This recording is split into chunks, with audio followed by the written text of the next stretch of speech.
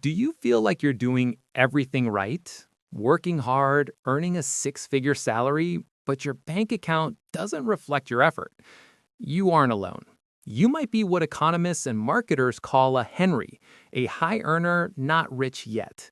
Defined as individuals earning between $250,000 and $500,000 annually, Henrys often have little wealth to show for it due to high costs of living, taxes, and debt. But the problem isn't just the cost of living, it is often the psychology of living. In this video, we're going to build a financial roadmap using principles from the Wharton School of Business, behavioral economics, and retirement research. We will cover the math of opportunity costs, the psychology behind spending traps, the truth about renting versus buying, and the most efficient way to invest your money. To fix our finances, we first have to think like a CFO. According to finance curriculum from the Wharton School, every financial decision boils down to one fundamental equation, comparing cash flows against an opportunity cost. Opportunity cost isn't just a buzzword. It represents the value of the best alternative you give up when you make a choice. When you spend $1,000 on a luxury item today, you aren't just losing $1,000. You are losing what that $1,000 could have become if invested over 20 years. This is tied to the time value of money. The core principle is that a dollar today is worth more than a dollar tomorrow. Why? Because you can invest a dollar today to earn a return. If you delay saving, you have to save significantly more later to reach the same goal. For example, let's look at retirement. You need to calculate a nest egg, the lump sum required at the start of retirement to fund your life until the end. If you want to withdraw $200,000 a year in retirement, you might need a nest egg of over $2.6 million when you stop working. The opportunity cost of spending recklessly in your 30s is the massive amount of extra work you'll have to do in your 60s to catch up. So, if the math is clear, why do high earners struggle? It usually comes down to two psychological traps: lifestyle inflation and the zero price effect. Lifestyle inflation helps explain why HENRYs don't feel rich. As your income rises, your spending rises to match it. A bigger apartment, a nicer car, or more expensive vacations. This prevents you from building the liquid net worth required for financial freedom. Then there's the zero price effect. Research highlighted by the Federal Reserve Bank of St. Louis shows that when something is priced at zero, free, our decision-making falters. In experiments, people overwhelmingly chose a free, low-quality candy over a high-quality candy that costs just 1 cent. The word free triggers an emotional response that blinds us to the downsides or lower utility of the option. This applies to big purchases too. Take car ownership. We often ignore the opportunity cost of owning a car. It isn't just the gas and insurance, it's the capital tied up in a depreciating asset.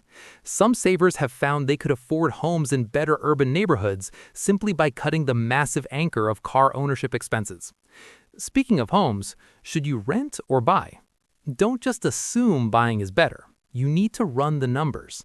A rent versus buy calculator shows that in many scenarios, renting is actually better for your net worth in the early years.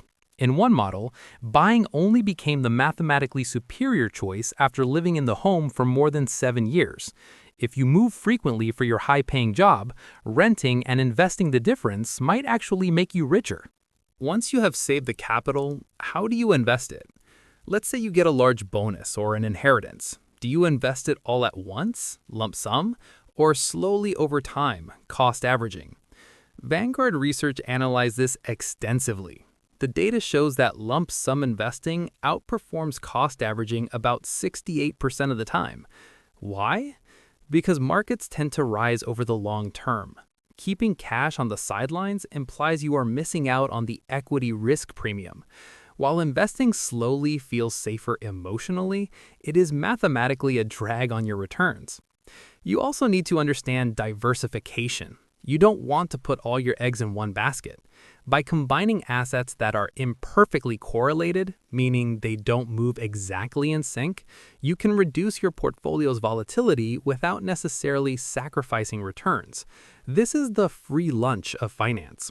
You want to aim for the tangency portfolio, which maximizes your return per unit of risk.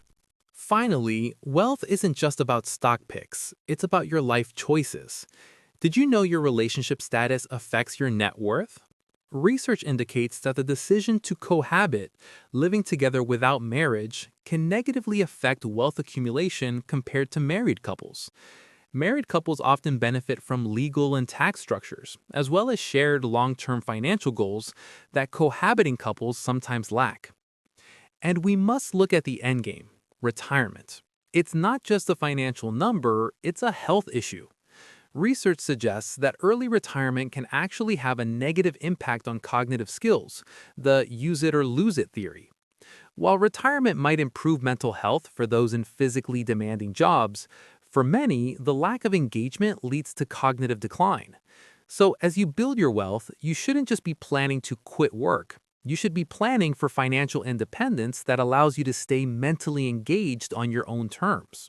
To move from being a Henry to being truly wealthy, you need to execute on the math, not the feelings. 1. Calculate the opportunity cost of every dollar. 2. Avoid lifestyle inflation and the trap of free. 3. Invest lump sums immediately rather than waiting. And 4. Remember that your health and relationships are economic assets too. Thanks for watching. If you want to dive deeper into the math of portfolio construction, check out the links in the description. See you in the next video.